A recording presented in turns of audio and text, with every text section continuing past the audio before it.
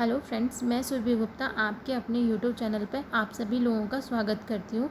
आज हम साइंस के कुछ मोस्ट इम्पॉर्टेंट क्वेश्चन डिस्कस करेंगे जो आपके एग्ज़ाम में आ चुके हैं या एग्ज़ाम में आने के चांसेस हैं। ठीक है, तो हमारा पहला जो क्वेश्चन है वो है सुक्रोज़ में होता है। तो सुक्रोज़ में क्या होता है? हमारा ऑप्शन नंबर बी सही है, ग्लूकोज और फ्रक्टोज। ग्लूकोज और फ्रक्टोज में क्या होता है? सुक्रोज़ में होता है। ठीक है, हमारा नेक्स्ट क्वेश्चन है क्वेश्चन नंबर सेकंड, कौन सा विटामिन रक्त को जमाने में मदद करता है? जितने भी आपके एग्ज़ाम होते हैं उसमें विटामिन से एक या दो क्वेश्चन तो मोस्टली एक क्वेश्चन तो देखने को मिल ही जाता है।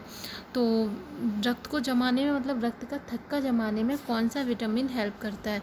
तो ऑप्शन नंबर सी विटामिन के जो है रक्त का थक्का जमाने में मदद करता है।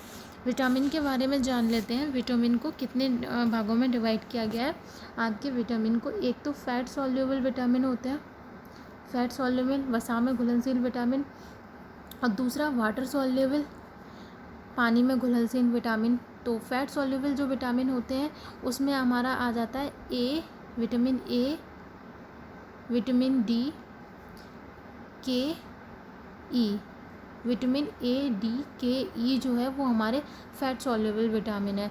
बाकी के अदर जो विटामिन है वो हमारे वाटर सॉल्युबल होते हैं। ठीक है, कभी कभी पूछ लेता है वसा में घुलनशील विटामिन कौन सा है, तो ऑप्शन दे देगा आपको और फिर जो भी है इसमें से आपको एक ना एक ऑप्शन देखने को मिल जाएगा। अगर फैट सॉल्युबल तो एक ट्रिक भी है इसकी, जैसे कीड़ा। फैट सॉल्युबल विटामिन कौन से होते हैं? विटामिन ए, डी, के, ई। इसको कीड़ा लिख दो, के, की, ई, डी, ए। ट्रिक है, बहुत अच्छी ट्रिक है जिसे आप नहीं भूलेंगे। मुझे भी इसी से याद रहता है, कीड़ा से। तो कीड़ा कौन सी है? Fat soluble vitamin.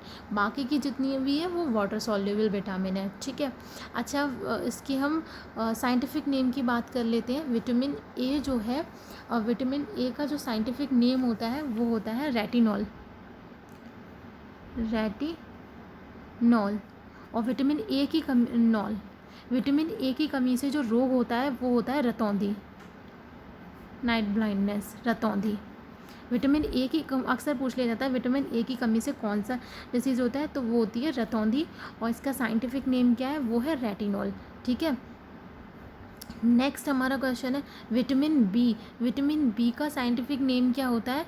Vitamin B का साइंटिफिक नेम होता है थायमीन। थायमीन। इसकी कमी से कौन सा रोग हो जाता है? बेरी बेरी रोग। ठीक है, बहुत क्वेश्चन पूछा जाता है विटामिन बी की कमी से कौन सा बेरी रोग हो जाता है। और विटामिन के का जो साइंटिफिक नेम होता है, विटामिन के का साइंटिफिक नेम होता है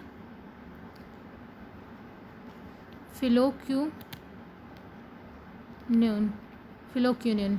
इसका विटामिन के का साइंटिफिक नेम होता है। ठीक है, और इसका जो इसकी कमी से कौन सा रोग हो जाता है? वो रक्त का थक्का ना बनना भी जो इसमें पूछा गया है।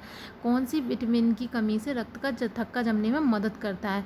तो कौन सा? विटामिन के। अगर ये नहीं होगा, इसकी कमी होगी तो रक्त का जो थक्का है वो नहीं जमेगा और इंसान की मृत्यु हो जाएगी। विटामिन सी का साइंटिफिक नेम क्या है? विटामिन सी का साइंटिफिक नेम है एस्कॉर्बिक एसिड। Ascorbic acid. इसकी कमी से कौन सा रोग हो जाता है? स्कर्वी। बहुत पूछा जाता है, बहुत ही कॉमन क्वेश्चन है स्कर्वी, जो किस में होता है? दांतों में हमारे। ठीक है, तो आज हमने इतने विटामिन के बारे में जाना। नेक्स्ट हमारा जो क्वेश्चन है, मनुष्य की आँखों की स्वस्थ क्रियाशीलता में कौन सा विटामिन बढ़ाता है? तो कौन सा विटामिन बढ़ाता है हमारा? इसका option number vitamin A. Option number D सही होगा, विटामिन ए, जिसकी कमी से कौन सा रोग हो जाता है? रतौंधी। और इसका साइंटिफिक नेम क्या है विटामिन ए का? रेटिनॉल। नेक्स्ट है रतौंधी निम्नलिखित के कारण होता है। किसके कारण होता है रतौंधी? निम्नलिखित में से किसके कारण होता है? तो इसका option number B, vitamin A की कमी के कारण। विटामिन ए की कमी से कौन सा रोग हो जाता है? रतौंधी। इसका साइंटिफिक नेम क्या होता है? रेटिनॉल। नेक्स्ट है हमारा मधुमेह का कारण है। मधुमेह का क्या कारण है? तो ऑप्शन नंबर ए इसका सही होगा, इंसुलिन की कमी से। इंसुलिन की कमी से मधुमेह का कारण है। हमारा नेक्स्ट क्वेश्चन है मछली का लिवर भरपूर मात्रा में होता है। गाइस ये मोस्ट इंपॉर्टेंट क्वेश्चन है जो आपके एग्जाम में अक्सर देखने को मिल ही जाते हैं। मछली का लिवर भरपूर मात्रा में होता है, तो ऑप्शन नंबर सी इसका सी है, विटामिन डी से। नेक्स्ट हमारा क्वेश्चन है सूर्य की रोशनी में से हम प्राप्त करते हैं सूर्य की रोशनी में से हम प्राप्त करते हैं विटामिन डी को कहते हैं ना, कोई विटामिन डी ले रहे हैं, सनबाथ लेते हैं, ठीक है। नेक्स्ट है हमारा, मनुष्य के शरीर में सबसे छोटी ग्रंथि कौन सी होती है? तो मनुष्य के शरीर में सबसे छोटी ग्रंथि होती है पिट्यूटरी ग्लैंड, ठीक है, जो किस में पाई जाती है? हमारे मस्तिष्क में, ब्रेन में, मस्तिष्क में पाई जाती है। और इसको हम मास्टर ग्लैंड भी बोलते हैं, master gland of our body. वो कौन सी है? पिट्यूटरी ग्लैंड, ठीक है। तो सबसे छोटी ग्रंथि कौन सी है? Pituitary gland. नेक्स्ट हमारा क्वेश्चन है, शरीर में मास्टर ग्रंथि किसे कहते हैं? तो किसको बोलते हैं? Option number A, pituitary gland को। नेक्स्ट है हमारा, भ्रूण को भोजन किस माध्यम से प्राप्त होता है? तो भ्रूण को भोजन किस माध्यम से प्राप्त होता है? ऑप्शन नंबर सी, गर्भनाल के द्वारा भ्रूण को भोजन प्राप्त होता है।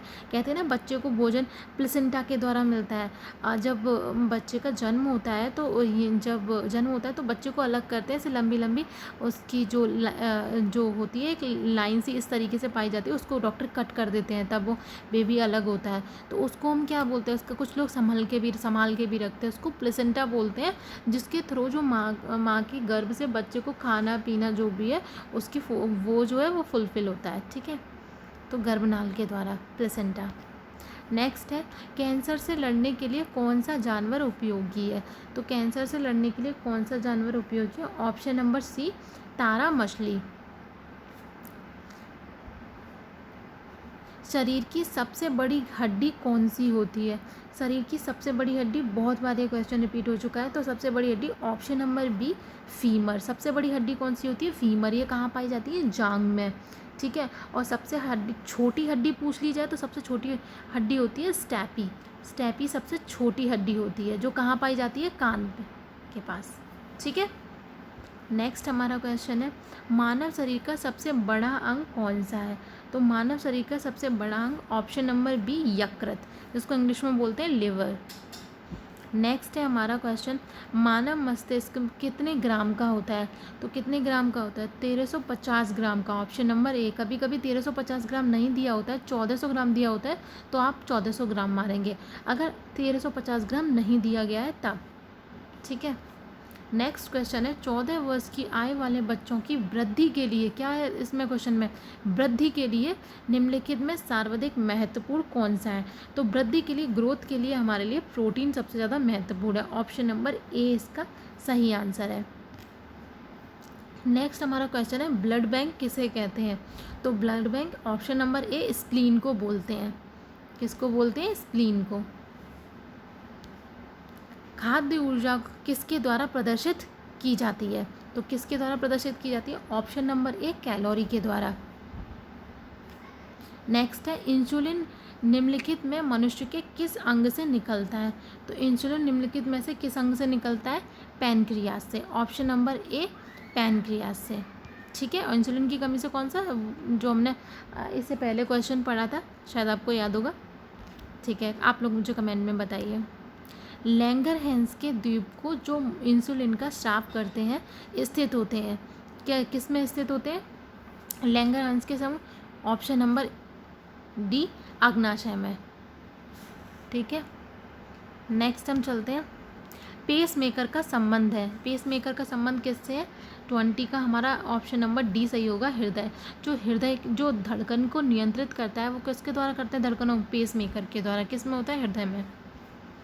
लाल रक्त कणिकाओं में कौन सा तत्व ऑक्सीजन एवं कार्बन डाइऑक्साइड के वाहक का कार्य करता है? तो कौन कार्य करता है? ऑप्शन नंबर डी, हीमोग्लोबिन, ठीक है। नेक्स्ट है हमारा क्वेश्चन, क्रायोथेरेपी क्या है? क्रायोथेरेपी जो है ऑप्शन नंबर बी, बर्फ द्वारा जो उपचार किया जाता है उसको हम बोलते हैं क्रायोथेरेपी। नेक्स्ट है, कार्बन डाइऑक्साइड युक्त रक्त कहाँ ऑक्सीकृत होता है? तो कार्बन डाइऑक्साइड युक्त रक्त कहाँ ऑक्सीकृत होता है? ऑप्शन नंबर सी, फेफड़ों में, ठीक है, लंग्स में। कोरोना में कौन से जो है वो हमारा अंग है जो इन्फेक्टेड होता है? वो होता है लंग्स, यानी कि फेफड़े में। ये क्वेश्चन भी बन सकता है। नेक्स्ट है, निम्नलिखित में से कौन मानव शरीर में सबसे लंबी और मजबूत हड्डी है? तो कौन सी सबसे लंबी और मजबूत हड्डी है? वो है ऑप्शन नंबर डी, फीमर, जो कहाँ पाई जाती है? जांघ में। शरीर की सबसे मजबूत स्नायु है, सबसे मजबूत स्नायु कौन सी है? Option number B soleus. ठीक है, तो शरीर की सबसे मजबूत स्नायु है। नेक्स्ट क्वेश्चन है हमारा, हृदय के ऊपरी चैम्बर को कहते हैं। तो ऊपरी चैम्बर को क्या बोलते हैं? हृदय के ऊपरी चैम्बर को क्या बोलते हैं हम? ऑप्शन नंबर बी अलिंद। ठीक है, तो हमारे हृदय में कितने चैम्बर होते हैं? ह्यूमन हृदय में 4 चैम्बर होते हैं, 2 अलिंद 2 निकाय। ठीक है, ऐसे से बन रहा होता है। ठीक है, कितने चैम्बर होते हैं? 4 चैम्बर होते हैं, 2 अलिंद और 2 निकाय। तो इसमें क्या बोला है? ऊपरी चैम्बर को क्या बोलते हैं? तो ऊपरी चैम्बर को क्या बोलेंगे? अलिंद। नेक्स्ट है हमारा, रक्त का कार्य है। तो रक्त का क्या कार्य है? ऑक्सीजन की आपूर्ति या वृद्धि कारकों को ले जाना। ऑप्शन नंबर सी, ए और बी दोनों ही सही है। रक्त का कार्य वृद्धि कारकों को ले जाना और ऑक्सीजन की आपूर्ति है। और हम नेक्स्ट है हमारा क्वेश्चन, और रक्त की अध्ययन को क्या कहते हैं? हिमेटोलॉजी। क्या बोलते हैं? हिमेटोलॉजी पूछ लिया जाता है।